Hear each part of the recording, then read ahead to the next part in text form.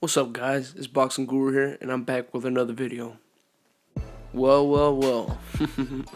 I just got done watching the Mexican program, Golpe a Golpe. Now, I'm sure you guys are familiar with this as a boxing program in a Mexican channel. Well, Marquez made some interesting comments on the Triple G and Danny Jacobs negotiations and the 75 to 25% split.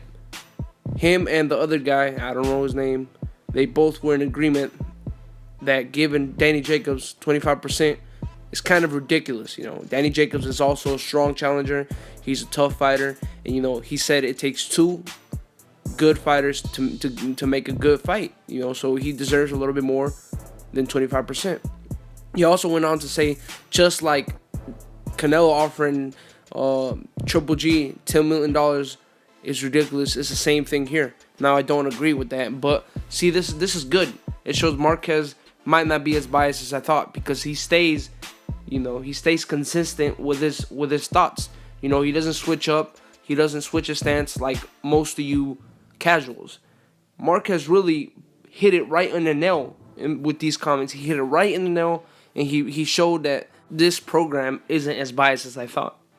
And it's true. I mean, Danny Jacobs should definitely get a little bit more. I don't think he should get 40%. I'm not in agreement with that. I do think he should get anywhere from 30 to 35%, because Danny Jacobs, he's made more money, and this is a big, tough fight, and I don't think it's cool or it's fair for him to take less than $1 million or less than $1.5 million. I think he should get $1.5 million or more. 2 million, $2.5 million.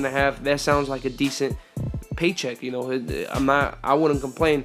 But I would be complaining if I'm about to make less than what I made with Peter Quillen, and I'm about to fight this animal at 160. So I get what they're saying. I get it, man. And it's nice to see that they're telling the truth, and they're calling it down the line. I'm not gonna criticize them on being biased anymore, because this proves me wrong. I'm a man. I know how to admit when I'm wrong. This show is not biased. They hit it right on the nail, like I just said. They hit these motherfuckers right on the nail.